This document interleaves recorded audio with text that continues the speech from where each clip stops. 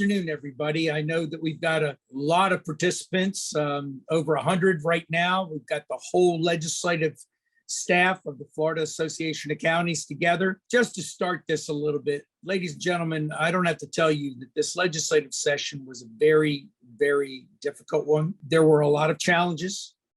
Things could have turned out really, really bad. And if anybody has been on those legislative executive morning meetings on Friday, they know that sometimes we really thought it would be. But with the hard work and effort of your staff, of some really dedicated county commissioners all over the state of Florida, working the aisles, making the phone calls, doing what was necessary to get the job done, we averted a great deal of issues that would, in public policy, that I believe would be strongly detrimental to the state and certainly detrimental to the counties and local governments. So there's a lot of things that we averted and a lot of things that also we worked through to make sure that we were, we minimized the damage, if you will. But with all of that said, I'm going to turn it over to our Deputy Executive Director and our Director of Public Policy, Davin Suggs, and he will start the process of introducing all of our folks. And I believe that Jeff Scala is going to be our moderator today. And I just want to give a personal shout out to him for his recognition that he received by some Influencer magazine during the legislative session for his overall hard work and effort and upcoming, being an up and comer in the legislative process. So with that, I'm going to turn it over to Davin and go get them, guys. All right. Hey, thank you, Mr. President. And I want to say good afternoon to everybody. Thank you, especially our members, the thousands of emails, the phone calls, the assistance, the help in helping us serve you better during this session. I want to recognize Bob McKee, our Deputy Director of Public Policy, Jeff, who will be moderating today, our Senior Associate Director, Eddie Labrador, our Legislative Counsel, our Senior Legislative Counsel, and Jared, our Analyst. And just on behalf of Ginger, our Executive Director, and the entire office here at FAC, we're going to wrap up today, but we want to thank you for being patient. One of my tougher sessions in 16 years. And as you can see, just to give you an overview, just the dynamics going on, new incoming class. We dealt with a supermajority in both chambers. Governor potentially may run for president. It's just those dynamics overlaid with the state had $8 billion in new recurring money. So they had a lot of money to play with. It was just a fast and furious, if you include committee weeks, about 4 or 5 months worth of stuff here. One thing that we noticed, if you look at that fifth bullet, 356 bills passed both chambers. In my recollection, that is a lot of bills. They did a lot of work, and that's policy bills. They changed the process. They're no longer appropriation bills. They went back to the old process. So that's 356 policy bills. If you've been around session for a while, that's a lot of policy work that they got done, which means we were running sort of nonstop, and so are you. If you're county lobbyist, contract lobbyist, your feet are probably sore and everybody's probably soaking in Epsom salt a little bit. But as you are here today, all the stuff we face as a group, as an association, I'm here to say on behalf of my staff, in fact, that we did pretty good facing the circumstances. How we finished in week 9 is very different than what I reported in week 2 and week 3 about the potential outcomes.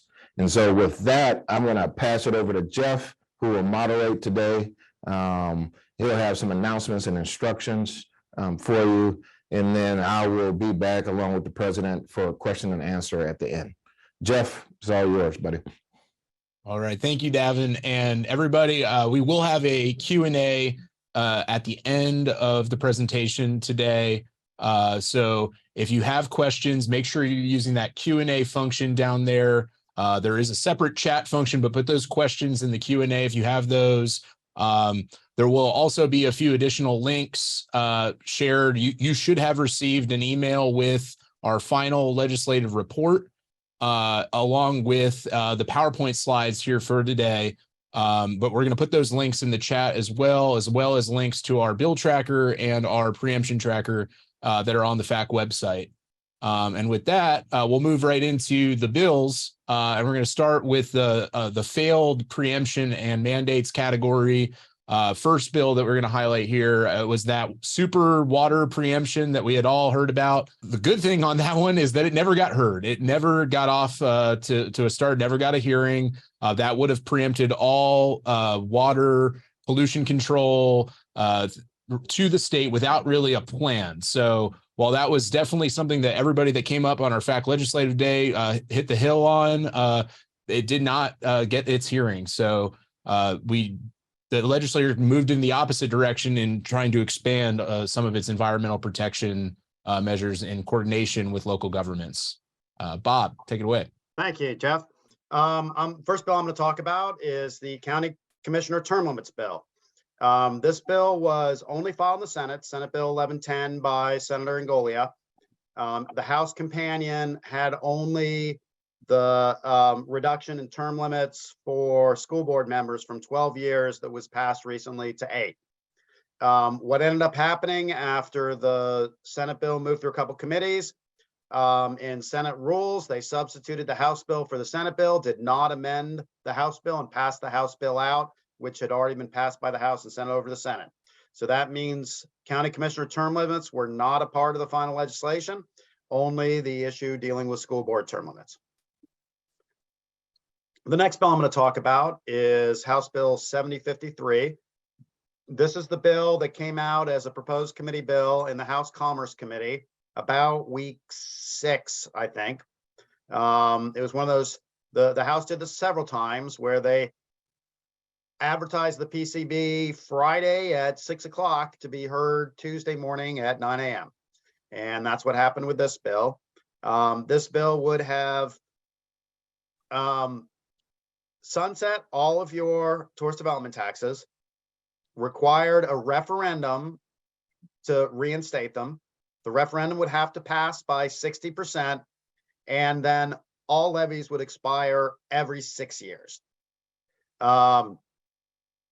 Also, the bill was going to peel off 5% of tourist development tax revenues from most counties and 2% from rural counties in order to fund Visit Florida. And it would fund Visit Florida for 3 years through that mechanism, after which counties could optionally fund Visit Florida should they wish. But the bill also prohibited any additional state funding for Visit Florida. The bill was heard once as the PCB. It was introduced and was not heard again. There was never a bill on the Senate side, but when we talk about the tax package, you'll hear a little piece of that proposal did come back. The next bill is House Bill 235 and Senate Bill 350 by Representatives Robinson and Senator Broder. These bills would have done a couple things with respect to impact fees. They had a couple provisions, the main one of which was to repeal the provision that was put in a couple years ago when they put in caps on how much impact fees could increase, that the caps could be bypassed by an extraordinary finding. The legislation sought to repeal that extraordinary finding bypass of the caps. Additionally, on the mobility fee part, the mobility fee part would have vested the ability to charge any fee for transportation impacts to the entity issuing the building permit, which means that the city is the only one who can impose either an impact fee or mobility fee within a city. The bill is going to require them to offset any extra jurisdictional impacts as they did so, but provided no mechanism to transfer the funds and did not address how the county-owned facilities would be addressed, maintained, or enhanced with this fee inside the municipalities. The Senate bill was never heard. The House bill passed through 2 committees and kept dying and coming back to life, but thankfully never made it further than its second committee. Back to you, Jeff. Thanks, Bob. And I know, Eddie, you've got a few that I know you were working on this session that you wanted to highlight, starting with building permits. Thanks a lot, Jeff. Yes, House Bill 671 and Senate Bill 682 relating to residential building permits. These were bills designed to speed up the issuance of building permits and the review of building permit applications. In particular, House Bill 671 would have required local jurisdictions to reduce their permit fees by up to 75% if the owner or contractor retained a private provider for reviewing plans or conducting building inspection services. It also would have significantly shortened the timeframes for the submittal, the processing, and the review of building permit applications. Oftentimes, somewhere between 50 to 75% of those existing timeframes would have been reduced. And then the last major issue on this particular bill is that it would have required local governments to issue up to a developer to issue up to 50% of the building permits for building residential units in a community once the developer had received a temporary or preliminary plat approval from the local government if certain conditions were met, and that included things like having a bond for all the utilities, engineering plans, and so forth. So that is the residential building permit bill.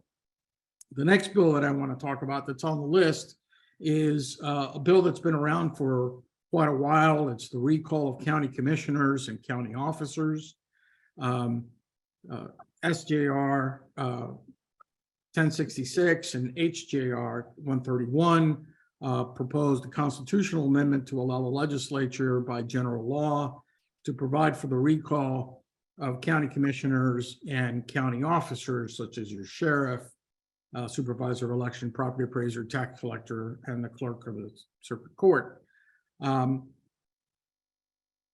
of the House Bill 209 was the implementing bill. Unfortunately, the implementing bill did not apply to county officers. It only applied to county commissioners. But as has happened in the last 4 years or so, this bill almost makes it to the finish line, but it doesn't get across it. Both the House resolution and the House implementing bill passed, but they died in the Senate Rules Committee. And the last bill that I have to talk about is the demolition of non-conforming unsafe structures. This was a bill that was targeted to a particular owner of a particular football team who wants to renovate and build a new huge hotel resort in Miami Beach. The bill prohibited local governments from placing any kind of restrictions on the demolition of non-conforming unsafe structures as defined by the bill.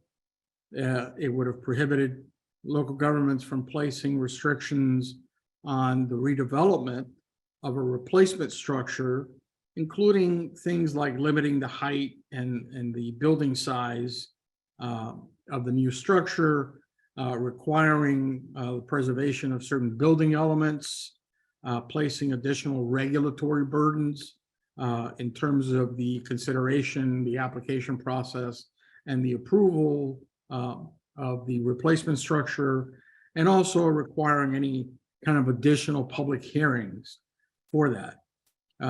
Senate Bill 1346 by Senator Avila actually passed the Senate, but it died in messages in the House as some politics got in the way of it also crossing the finish line here. Back to you, Jeff. Thank you. Thanks, Eddie. And this is just a high-level sampling of some of those preemptions that did fail. There's obviously a lot more that did fail. We're going to talk about some others that failed and or passed throughout the presentation. Do want to highlight also that organic materials landscaping preemption that also failed there.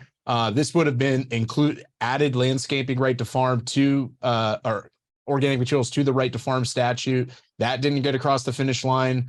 And lastly, Senate Bill 740, which is definitely a bill that caught everybody's attention. It did not pick up a House companion, but it tried to set up a process.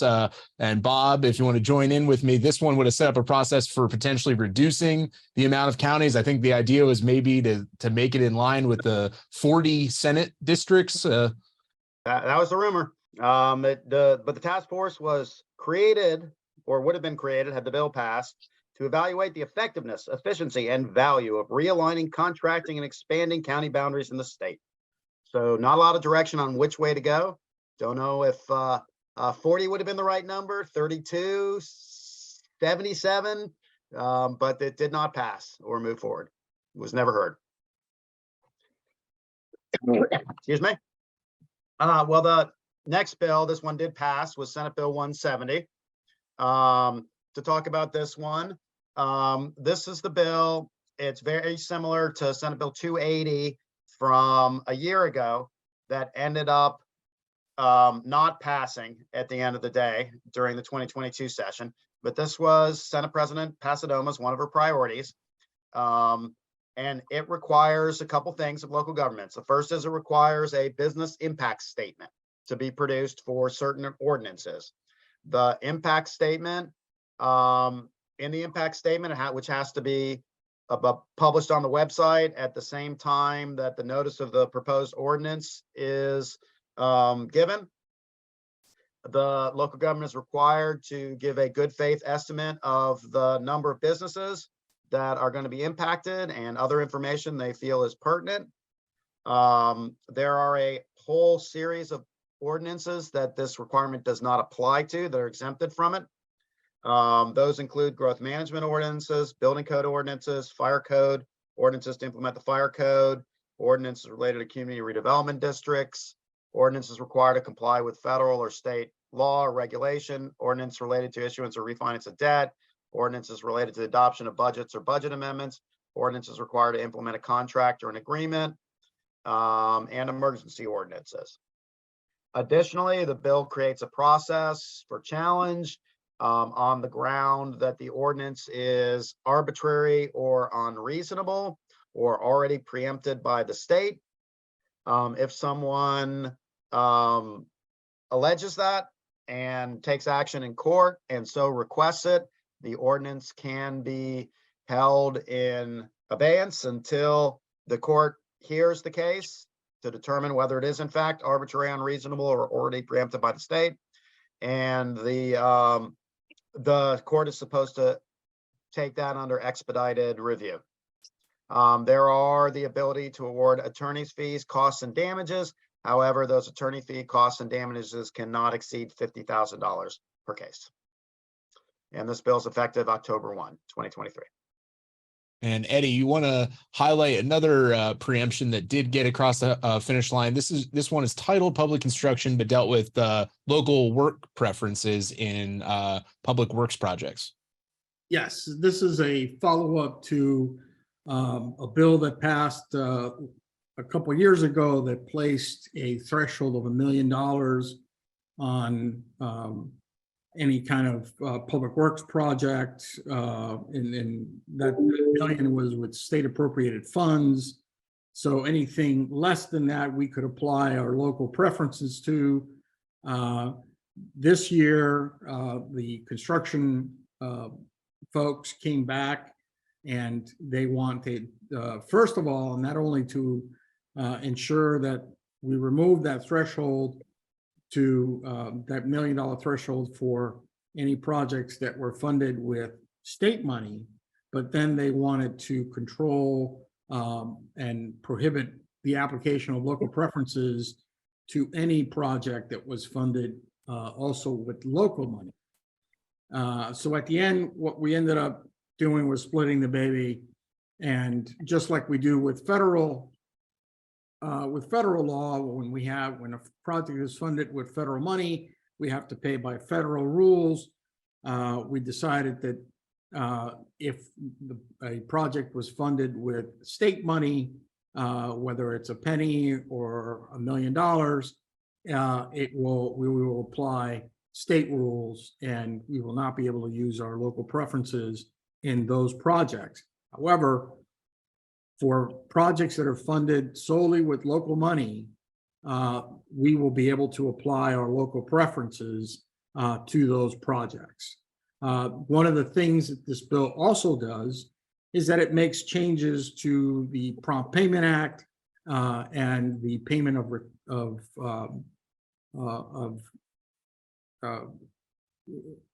payments when they're due with respect to a punch list. Under current law, if a project is under $10 million, you have to do the punch list within 30 days of reaching substantial completion. And you have up to 60 days that you can provide by contract for projects that are over 10 million. That time frame was cut from 60 days to 45 days. And then it also provided for us to retain up to 150% of the cost to complete the punch list items. But a contractor could make a request for payment of the contract balance that was left, except for that 150% cost, and also provided for payment of, once the punch list is completed, for a payment of all remaining amounts to the contractor, unless, of course, there is a good faith dispute. One of the things that I did want to mention on here is that there was an attempt to do a couple things with respect to wages and benefits that are paid in construction projects. There was an amendment filed by Representative Griffith in the companion bill 383 that would have prohibited us from actually applying our prevailing wage and benefit ordinances, but that amendment was later withdrawn when the Senate indicated that they were not going to take that language. And then there was House Bill 917, which dealt with the state minimum wage, but there was an amendment that was put on in the Commerce Committee that also would have prohibited counties and local and cities from being able to have a living wage and applying a living wage, not only to construction contracts, but also to all kinds of other contracts with vendors, and to specify particular benefits. And that would have made a change to, I believe it's section 218, 718, with respect to living wages. So that is what happened with respect to Senate Bill 346 with public construction. And thank you, Eddie. And I know it was quite a surprise when we saw the amendment pop up on HB 917, which changed the bill title. They had to TP the bill, and there was a bunch of procedural things that happened. I know a lot of folks were engaged on that issue throughout the state. And thankfully, I know it says at the bottom of the screen here, but where they were withdrawn, it did not pass this session. It's very important to note. And then moving along to a perennial bill that comes back each year, Bob, on vacation rentals. Yes, vacation rentals got further towards the goal than it has in recent years. It was a last day issue where ultimately the House backed away. The bills were moving very closely together to provide certain authority to local governments. but limited authority. They were both preemption bills, and preempting the licensing to DBPR and preempting the regulation of the platforms also to the state. The bill did put in place, each of the bills put in place certain things that local governments could do. They could require local registration. They could require a point of contact. The bills moved to the point where both of them allowed for an ability to establish occupancy, but it had to be across all rental properties, rental residential properties. It could not be specific to vacation rentals. They both had a provision allowing for application of parking and noise. Again, had to be similarly treated across residential properties. But the last version, the House took that out.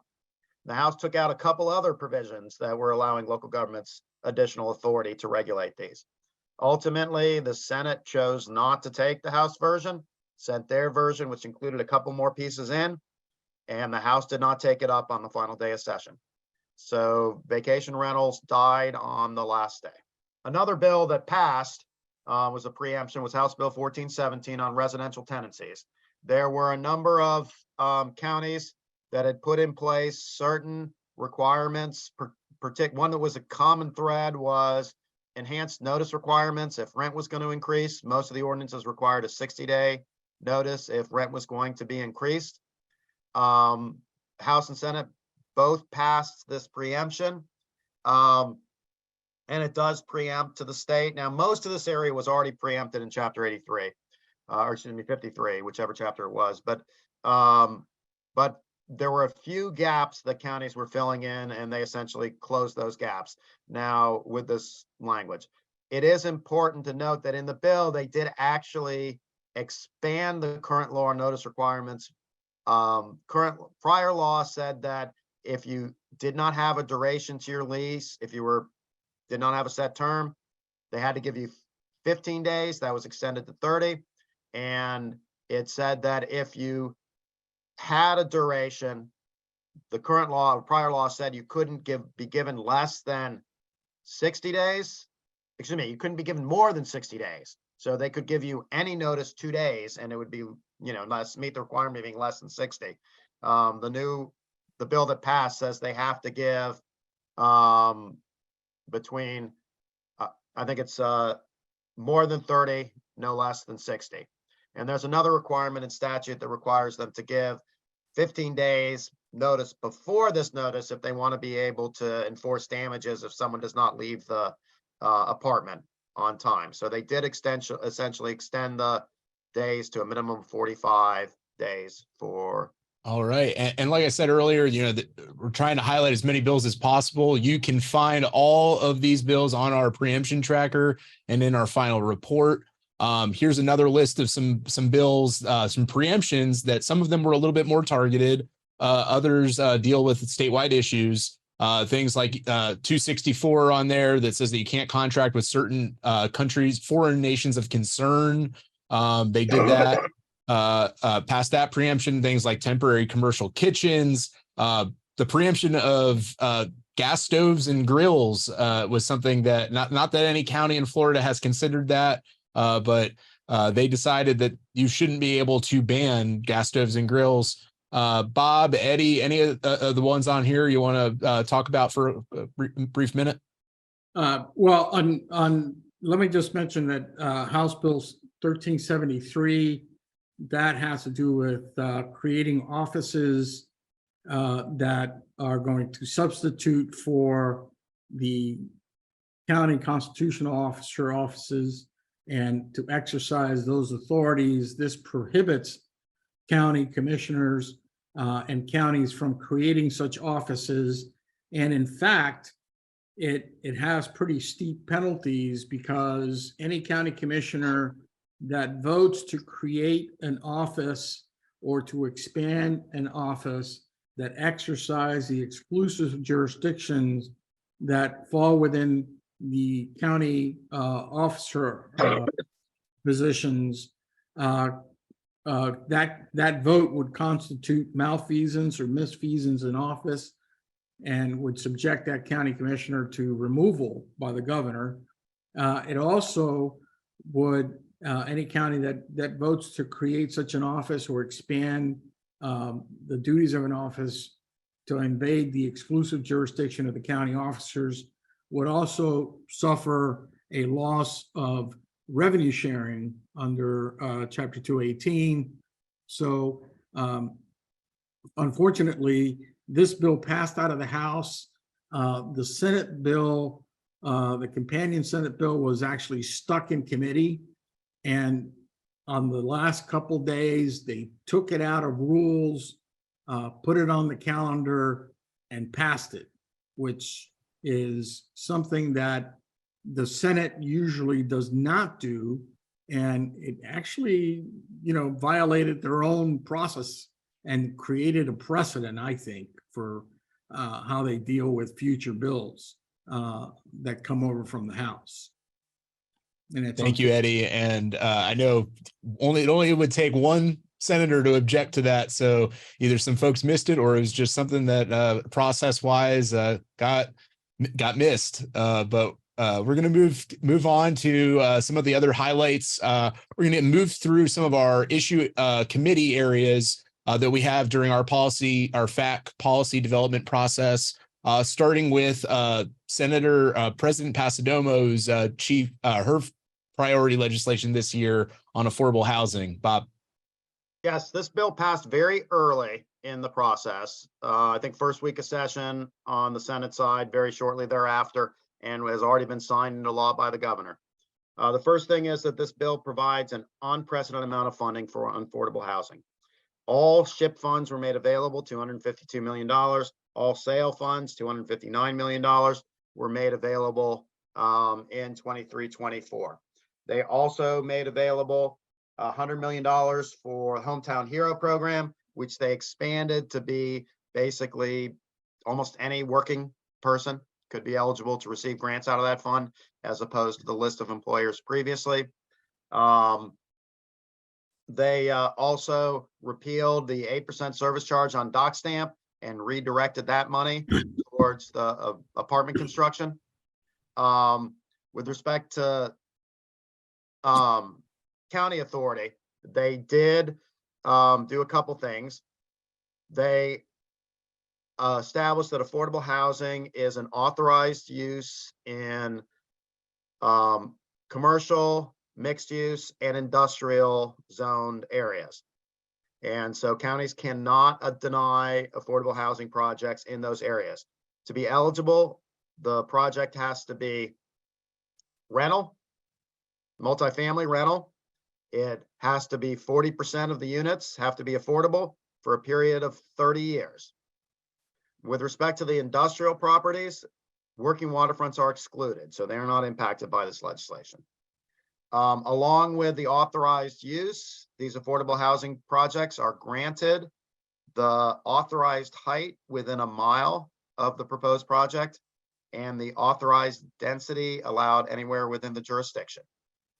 Those provisions are sunset in 10 years. So the idea is to give folks the incentive to go ahead and produce that housing today, because the ability to have these be authorized use within those commercial, industrial, and mixed use zoning areas will go away in 10 years. I'm just looking over to make sure I didn't miss anything. Those are the primary provisions within the bill. Thank you, Oh, Bob. there are some new property tax exemptions. I missed those. I knew I was missing something. There are some new property tax exemptions, both state exemptions and local exemption. The local exemption is targeted towards the very low and extremely low. It is a local option, meaning counties don't have to put it in place. And if they do put it in place, I believe it's 100% for the extremely low and 75% exemption for the very low. And if the property has multiple code enforcement violations, they can be excluded from receiving the property tax exemption. That was the way to sort of address slumlords, to not allow them to be eligible to receive the property tax exemption as being charitable entities. Jeff? All right. Thank you, Bob. And another bill that FAC and a coalition of counties had worked on, really from the impacts of House Bill 735 from 2 sessions ago on local specialty contract, construction contracting, from that preemption a few years ago. So I'll pass it over to Eddie. I know we had some policies in our development process to either repeal that preemption or to amend or delay it. So Eddie, what happened here this session? Thanks, Jeff. Yeah, this was a very critical piece of legislation that our folks needed. We had the Senator Hooper's bill 1570 and Representative Mooney's bill 1625, which had the most impact and would have been the most helpful to us. But those are not the bills that we got. We got a little combination of Representative Trabulsi's bill, and in particular, one of the real key things is that, if you'll recall, a couple of years ago, we had a bill, House Bill 735, which preempted all occupational licensing to the state, and also provided for an expiration of local occupational licensing by July 1st of 2023. That deadline has now been extended to July 1st of 2024. So that gives us another year to work out some solutions. This bill also provides that the Construction Industry Licensing Board, which is under DBPR, will be developing by next July certain voluntary specialty licenses, and those are listed there. They include structural aluminum or screen enclosures. It includes rooftop solar heating. It includes garage doors, window and door installations. It includes hurricane and windstorm protection, plaster and lath, and structural carpentry, to name just a few. It also provides a grandfathering of certain local specialty contract licenses, so long as those licenses were or those occupations were licensed by the local government, by counties and cities in particular, on or before January 1st of 2021. And that's also got a list. It includes vinyl gutters, siding, soffit, and fascia.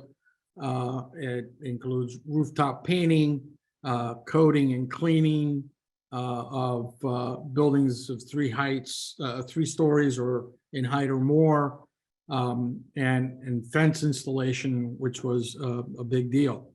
The bill also provides a kind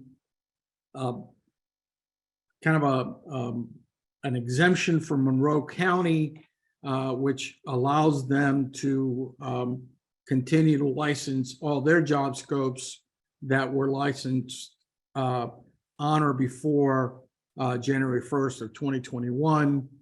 And the last thing is that as part of this bill, we may not require a license as a prerequisite to submit a bid on a public works project if the work to be performed does not require a license under general law.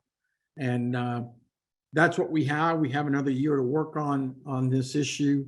And, this is going to come back around for us next session when the legislature meets in January. Right. And clearly a stopgap measure to prevent the full repeal, preemption of all local licensing. We'll certainly be watching what the CILB does here in the next 7 or 8 months before session starts again in January, very soon. The next bill is the growth management bill, the growth management exercise that the legislature goes through each year, trying to update comprehensive plan updates and how we build for growth. I know it went through a lot of iterations. We received a lot of comments from you all throughout session on this bill. And the bill that did pass, Senate Bill 1604, that was already signed by the governor, it did get a little bit of hijacking towards the end of session. Eddie, take it away. Okay, and yes, this bill started out making a lot of wholesale changes to the growth management law, and but the Senate bill was actually hung up in community affairs for a substantial period of time, and that was a good thing because it kind of moderated what ended up happening in the House significantly. Eventually what did pass is that the planning period for our comprehensive plans was extended. Right now, that planning period is 5-year and 10-year planning periods. It is now going to be a 10-year and 20-year planning period. The bill also requires that land development regulations that are adopted by local governments establish minimum lot sizes consistent with the density that's authorized in the comprehensive plan, and to provide standards for infill residential developments. The bill also allows, local governments can require certain building design elements for single family and 2-family dwellings that are part of a PUD that was created on or before July 1st, 2023, basically exempting existing PUDs and master plan communities that have used those building design elements.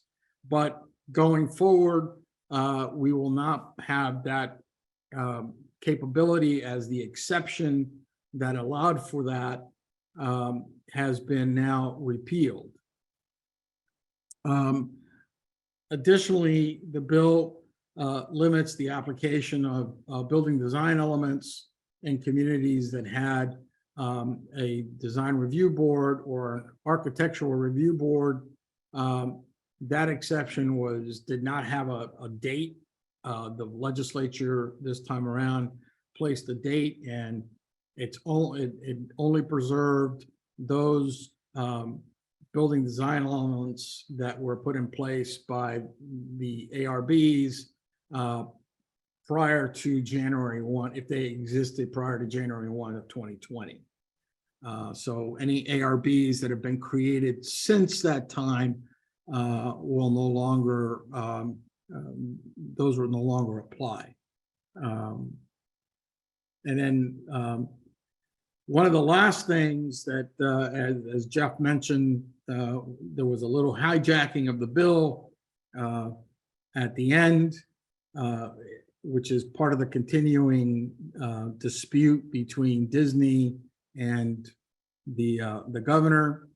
And as you see there, it provided for a independent special district, even though we can probably replace that term with Ready Creek. The new board, what they call the Central Florida Tourism Oversight Board, that is now in control of what used to be Ready Creek, does not have to abide by the development agreement that was signed between Ready Creek and Disney, because it was done 3 months prior to the new board taking over. So that is part of the ongoing dispute and lawsuit that now exists between the state and Disney World.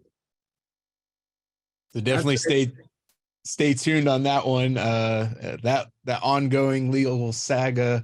And Eddie, I think you wanted to highlight some of the other bills. Again, you can find all of these in our final report. Yeah, let me just mention a couple of these bills. First of all, is Senate Bill 540 by Senator DeSigley. This bill provides that in an administrative challenge to a comprehensive plan or a plan amendment, the prevailing party is entitled to recover attorney fees and costs, including reasonable appellate fees.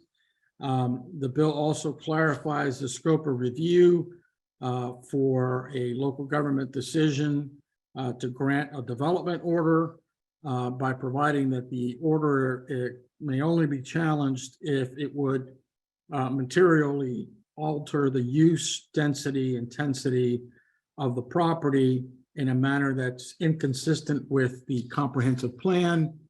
And lastly, the bill provides that land development regulations relating to any characteristic of development other than the use or intensity or density of the use does not apply to any developments in the Florida college system institutions.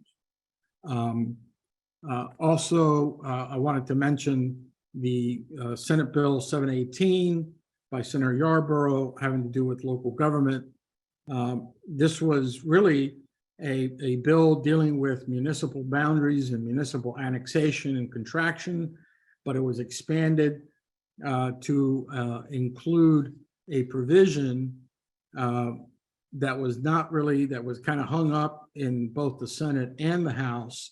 And that bill, that provision prohibits an initiative or referendum process for amendments to land development regulations. As you may be aware, current law generally prohibits an initiative or referendum process for any development order, as well as any comprehensive plan amendment or map or future map amendment. This would now apply that to the adoption of any local development regulations. All right. Well, thank you, Eddie. And again, let me, and Jeff, just one more. The My Safe Home Florida Home Program. This is the hardening program that is at DFS. They've made some changes to this. The inspections now have to be conducted by licensed individuals. We're talking about licensed architects, engineers, licensed building inspectors, general contractors that are licensed. It also makes it increased eligibility requirements for dwellings. Under current law, it was for dwellings that had an insured value up to $500,000 or less. Now that's going to be $700,000 or less. And one of the things that they also do is that the grants that are available for individuals who are low-income homeowners, those grants were initially $5,000. Now they're going to be up to $10,000. So that's important for this particular program. That is, the purpose of it is to harden homes against hurricane and to do mitigation on homes, especially for those individuals that are low-income homeowners. all right. Thank you, Eddie. And we're going to move right along into water and environmental sustainability. Again, as mentioned, that the legislature didn't take away more powers from local government in respect to the environment. They were actually trying to find more coordination between local governments and the state. And that was definitely seen in House Bill 1379 on environmental protection. This was the department's bill, DEP's bill that did pass this session. And I want to highlight, it had a lot of different sections of the bill with dealing with the Indian River Lagoon and creating that protection program, that management program, providing $100 million every year to Florida Forever from the ALTF. But for local governments and counties, specifically, there's a new requirement that for areas within a BMAP, the Basin Management Action Plan, that you must include new capital improvement elements in your comp plan, and specifically that they address coordinating the treatment and upgrade of facilities to prioritize advanced waste treatment and provide for the feasibility, which is really important, the feasibility of providing sanitary sewer services in a 10-year planning horizon. Early versions of the bill said that you would have to within that 10-year horizon provided, but now it was about feasibility, definitely reducing the impact there and identifying those lists of projects to achieve your TMDLs within the BMAT. Those elements must be updated in your comp plans by July 1 of 2024. This kind of goes in the same process that developing a 20-year needs assessment for wastewater and for stormwater. The legislature is certainly looking to do more in respect to water infrastructure. We can see that in the budget. I know Jared will highlight that in the budget section. Also in this bill, there was a authorizing DEP to provide grants to achieve those nutrient reductions. So be sure to read that bill. It's a over 80-page bill, a lot of details to make sure that you're up to date. And moving right along in this same silo, there was a preemption bill that we didn't talk about earlier, but it's worth mentioning.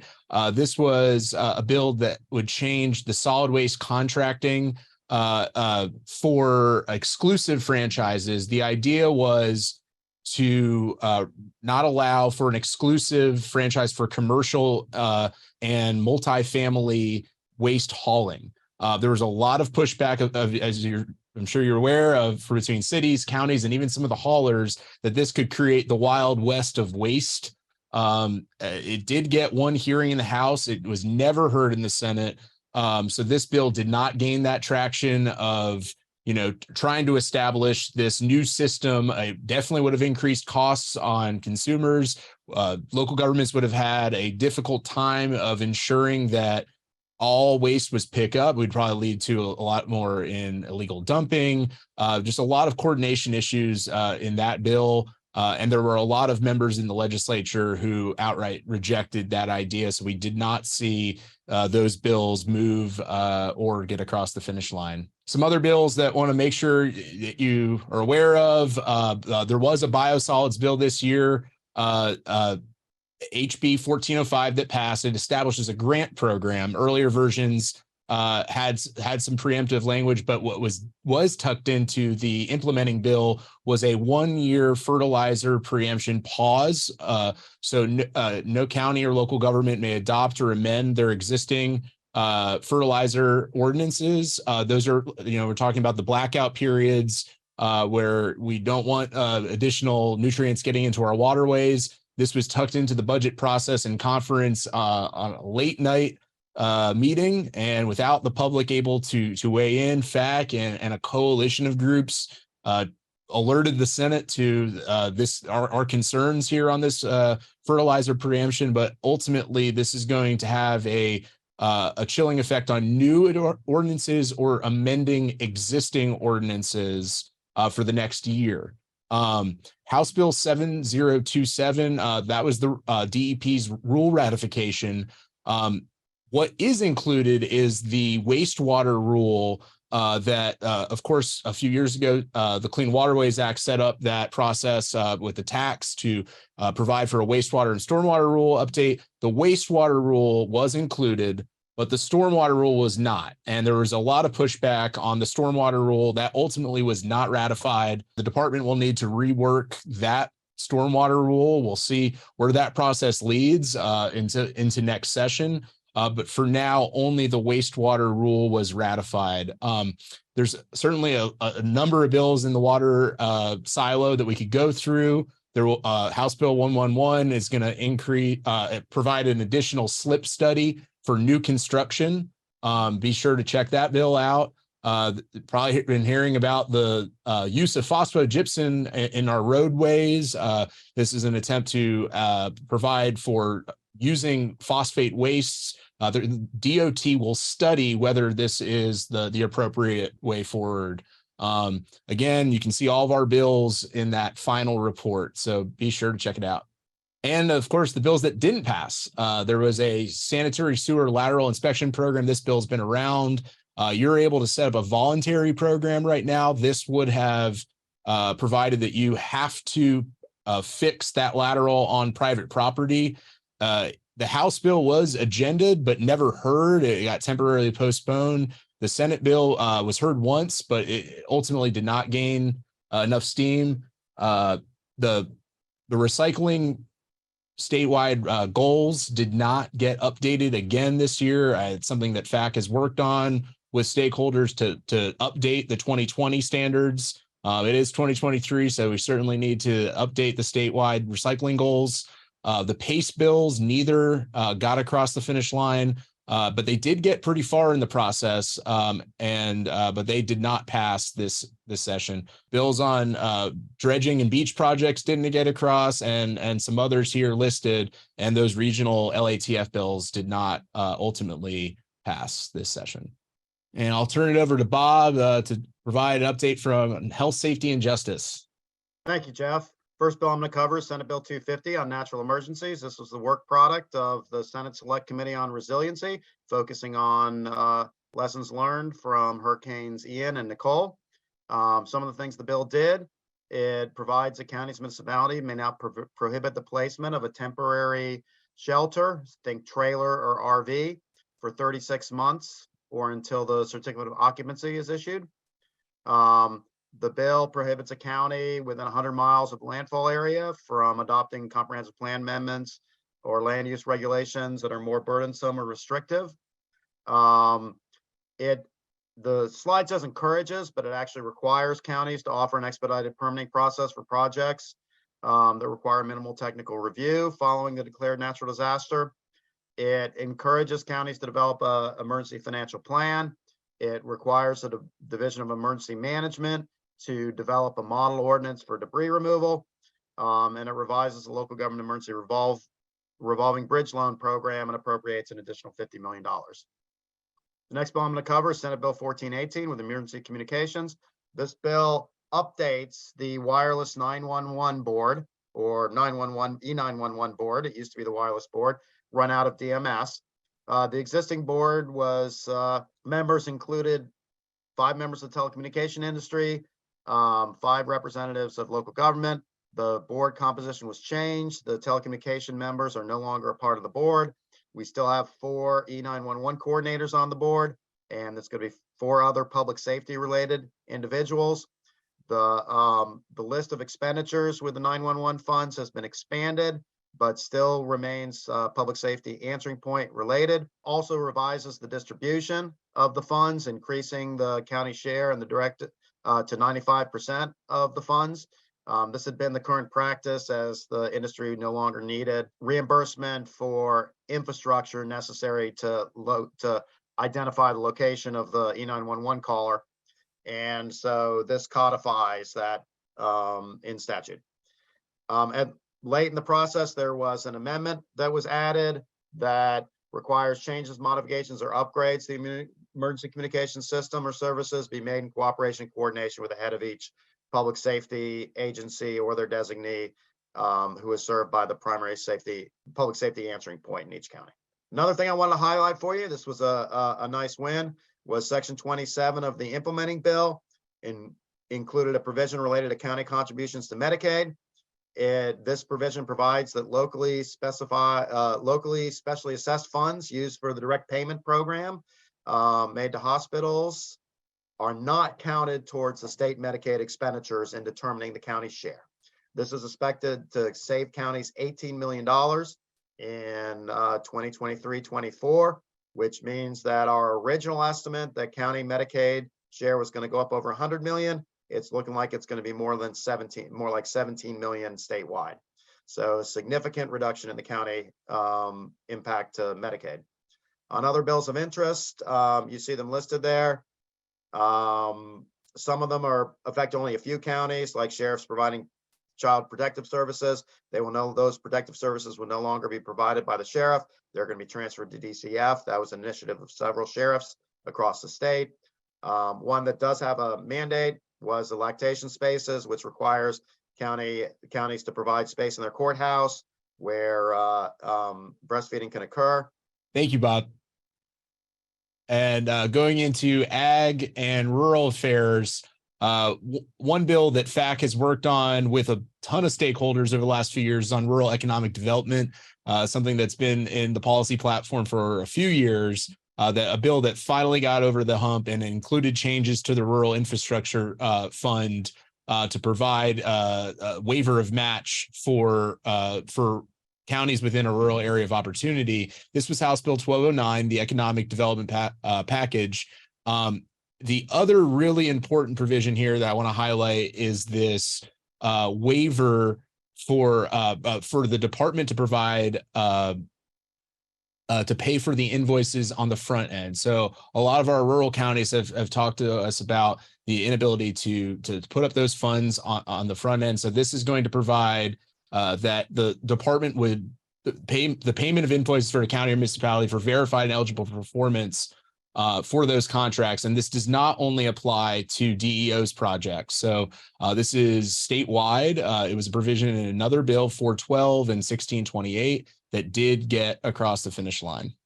And then there was the agricultural lands bill, which Bob is going to mention the provision dealing with special assessments on ag lands during the tax package presentation.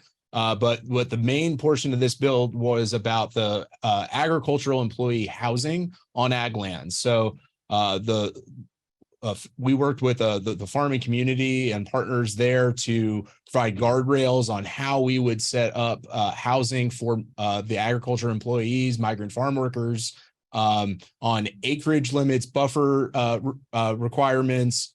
Ultimately, the two chambers couldn't agree on the final version of this bill, so it didn't pass. This would have been a preemption. It was something that we were trying to lift ag up and work with the community, but ultimately that provision, the bill did not pass this session. And some other bills, we had mentioned the organic materials landscaping bill that didn't pass. There was an even more restrictive landscaping bill, 1529, that never got a hearing on either side.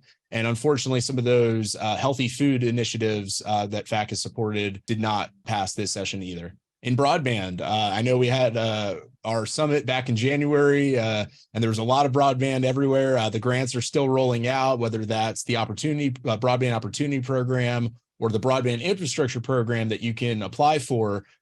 There were two bills I'm going to highlight. One was dealing with the rural electric co-ops, creating a regulatory scheme. The legislature did pass a bill that establishes this framework for the co-ops to work with or work under the PSC's jurisdiction. There was clearly some pushback from the co-ops initially. FAC stressed that this is a great delivery model for universal service, just like 100 years ago for electricity. Ultimately, the legislature felt that there needed to be some sort of regulatory framework. So this bill did pass, House Bill 1221. The grants to those co-ops have begun to roll out. So we'll see what happens there as future BEAD funding and other programs get set up. And the other broadband bill was a public records bill, and this was to protect the cybersecurity and critical infrastructure of those broadband providers. There was some amendments to make clear that this wouldn't impact the reports that we all provide to you and the information of the broadband deployment programs. So there was a broadband public records bill that passed, but a lot of funding for broadband in the budget. Jeff, this is Lee Constantine. I just wanted to let you know that it's 1:10 right now. And I don't know how much longer that you have, but we are starting to lose our audience. So if we can move along, I know it's important stuff, but I just wanted you to know that we don't want to lose people, give them a chance to ask questions. I'm just going to real quick hit two things in taxation. As Jeff mentioned, there was a provision related to special assessments on land classified as agriculture that passed in the tax bill that was a part of the ag bill previously. It does not apply to residential structures on the land, and it does specify that if they're bonded, the assessments are bonded, they get to continue until the bonds are paid off. Another provision in the bill that I want to highlight for you quickly was that On tourist development tax, the bill requires county to go to referendum to oppose additional tourist development tax levies. Most counties, particularly large counties, have all their currently authorized pennies in place. Those pennies do not have expiration, so for the most part, it will not affect. Where it will affect is small counties who don't have all the existing pennies in place, or anyone who becomes eligible for the high tourism impact tax. They would now have to go to referendum, where previously it could be done by a supermajority vote of the board. There are some property tax provisions and a lot of sales tax holidays and other things in the bill. It is a pretty extensive tax package. And then the next bill is the retirement bill. We had a lot of interest in this one, 7024. The impact is going to be 325 million for counties compared to where we were concerned it's going to be 1.2 billion. It does several things. You see them listed there for retirement, but it does not include the big impact cost of living adjustment, 3%. We've already got a question in the chat that I'll try to address real quickly. On the floor, they said that if you are currently in drop, you do get to extend to 96 months. And real quick, sovereign immunity failed once again. The provisions are there. And there's another bill. We've actually got some questions on this right away. Senate Bill 256 dealing with employee organizations or unions representing public employees. There were restrictions that were placed on. It's primarily on the how they get the membership forms. But there's a provision in there to affect transit employees because there's some concern about federal regulation related to transit employees. And these are some of the other bills of interest. Make sure you look at those. House Bill 3 affecting environmental social governance. House Bill 5 is the one that did away with Enterprise Florida and Film Florida. Thanks, Bob. I'll take it from here. We saw a record budget this year of $117 billion. A couple areas that saw significant year-over-year investment were the lottery portion of education, natural resource and environment saw some significant growth, as well as general government function. Couple specific county priorities I wanted to touch on real quick. As Jeff mentioned earlier, we saw significant investment in septic to sewer conversion and other wastewater programs. The Florida Wildlife Corridor received $850 million, while Everglades Restoration received $565 million. As we mentioned earlier in the SB 102, the Live Local Act, significant funding for the State Housing Trust Fund programs. SCOP and SCRAP were both down a little bit from the previous fiscal year. The first tranche of broadband BEAD money dropped, and we saw a $100 million appropriation to go along with that, with presumed more coming. Fiscally constrained counties received their annual distribution to offset a handful of constitutional amendments that caused them some lost revenue. That includes the TPP exemption, the second homestead exemption, and the 10% cap on non-homestead. We got $59 million there for this year, as well as $20 million to cover the shortfall from the previous fiscal year. And then we saw a $350 million infusion into the Hurricane Recovery Grant Program, specifically to address recovery from Hurricanes Ian and Nicole. Keep in mind, this is a non-exhaustive list, so please check out our final report for a more comprehensive budget write-up. And thank you for that plug once again, Jared, of the report. You can find that online, and you should have already been sent a link. Of course, if you need to get in contact with any of us, our contact information is here. We're always available to answer your questions, the whole public policy team here. And now, without further ado, I'll kick it back to President Constantine. We have some questions in the chat for a Q&A. Yeah, thank you very much, guys. You did a great job. I really appreciate a lot of stuff to cover. I understand that. And probably there'll be a lot more, but here we've got some questions. So Jeff, you've got access to those questions, I believe. So why don't you go ahead and just start with the first one. All right. Thank you, Mr. President. And I do see that first one, and I did touch on it in our water and environmental section. This is about that stormwater rule. So the stormwater rule didn't get ratified. So this process is going to begin anew, and there will need to be an additional process for adopting that and getting it ratified by the legislature. And Jeff, since we can't see the questions, please state the questions before Sure. answering. Okay, thank you very much. Go ahead Yes, to the sir. next. All right. The next question is, do you feel there's an opportunity next year to work House Bill 1361 so it is specific to current active farms and farming activities rather than landscaping activities? In our county, we have a agriculture residential land use category, and we've integrated this bill as landscapers in neighborhoods of more than 1 acres. Sorry, I lost my could process landscaping vegetation debris without oversight on noise, dust, or odor complaints. Certainly, this is the organic materials bill that didn't pass. There were amendments to make sure that it wasn't speaking about solid waste pickup. We certainly heard the concerns from counties on that, those local land use categories. The proponent of the bill, the House sponsor, is in the sod business.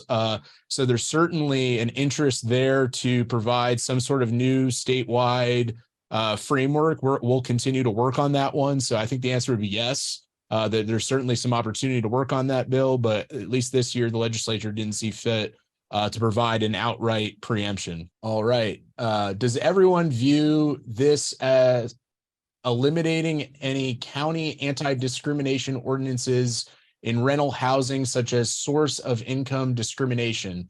So this was on the rental residential tenancies bill. Bob?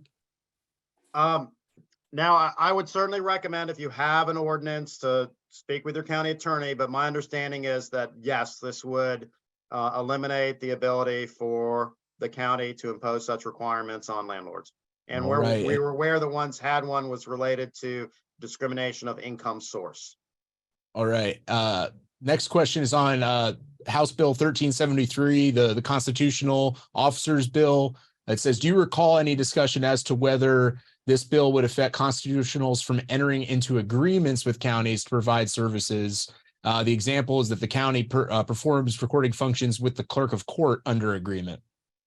I'm sorry, Jeff, I was thinking about a previous question, and what is the? Not a problem. It's about whether the constitutional officers bill, if a county enters into a agreement with the clerk of court, would this bill impact that agreement?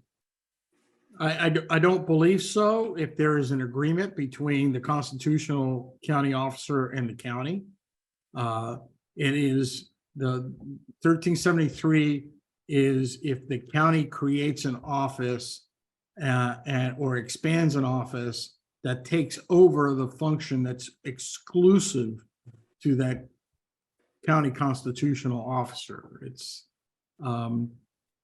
if you have an agreement, I don't believe that would cover it, because there has to be some non-exclusivity involved. Thank you, Eddie. And moving along, this is an affordable housing question for Bob. How do local governments ensure affordability of 40% of units for 30 years? Can local governments require restrictive covenants or annual reporting with income information to make sure the tenants meet restrictions for income?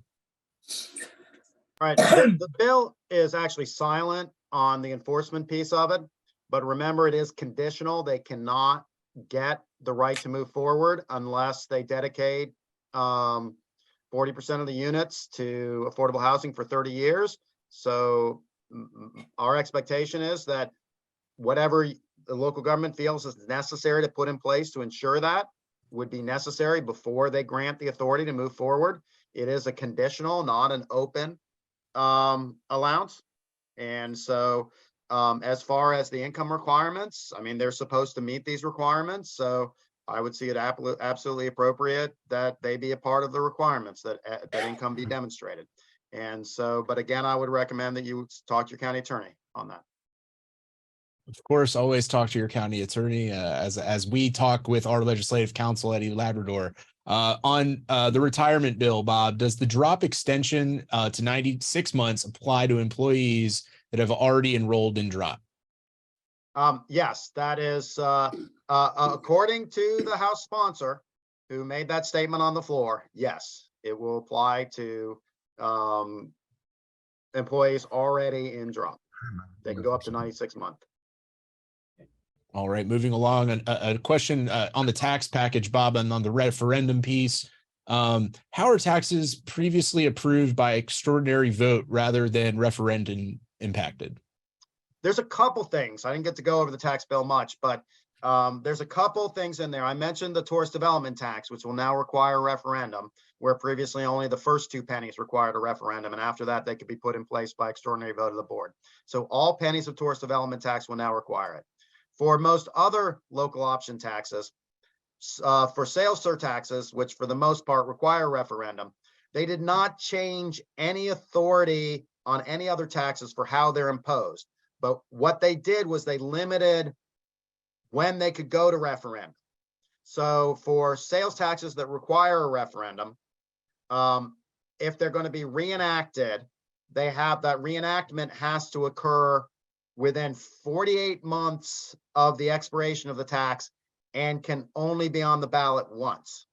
For other taxes that have a referendum option, which, for example, most of our gas taxes have an option that in addition to vote of the board or supermajority of the vote of the board, they could go to referendum. If a local government goes to referendum for those taxes, they have to meet the same requirement. If they're reenacting one, they can only put it on the ballot once within the 48 months prior to expiration.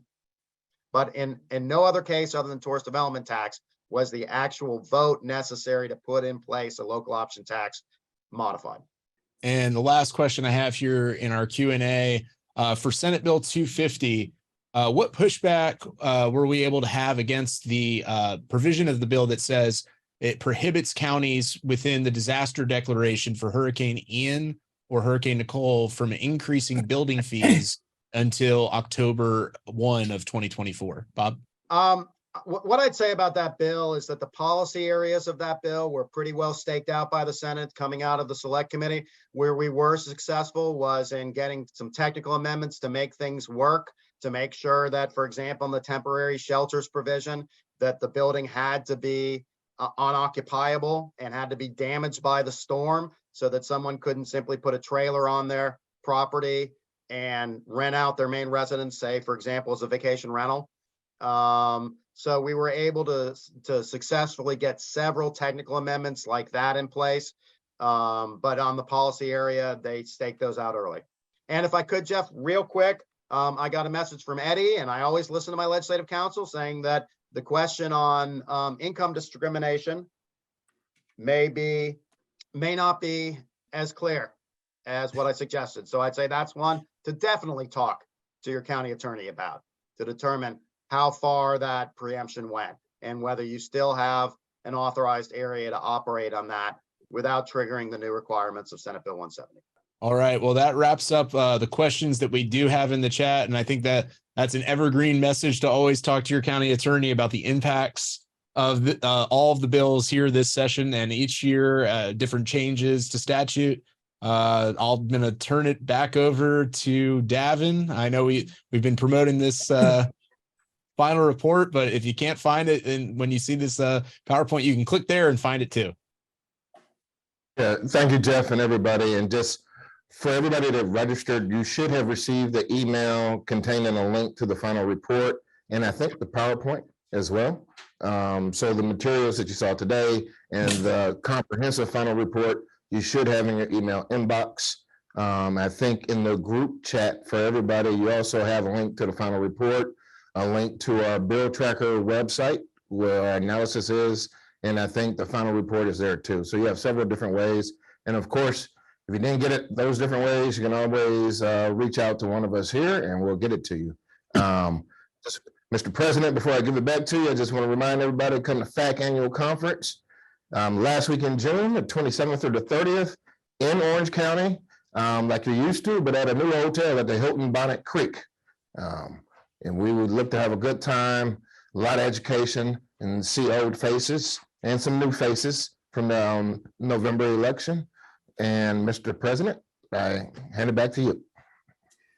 Thank you very much, Davin. And for those of you that did not get your questions in, I would suggest that you give a call to the FAC offices and get one of these fine folks to explain in more detail any questions that you might have. We've already talked about the additional information that you can pick up through the link. So I just once again, on behalf of all of the members of the Florida Association of Counties, want to thank each and every one of you folks for all the hard work and effort you did. As you showed, it was a very challenging year, and it could have been a lot worse. And quite frankly, we did win a lot of big policy issues also. I will, as Davin said, look forward to seeing each and every one of you at the annual conference in late June. And with that, if there's nothing else that anyone needs to say, I'm going to say goodbye, and we are adjourned.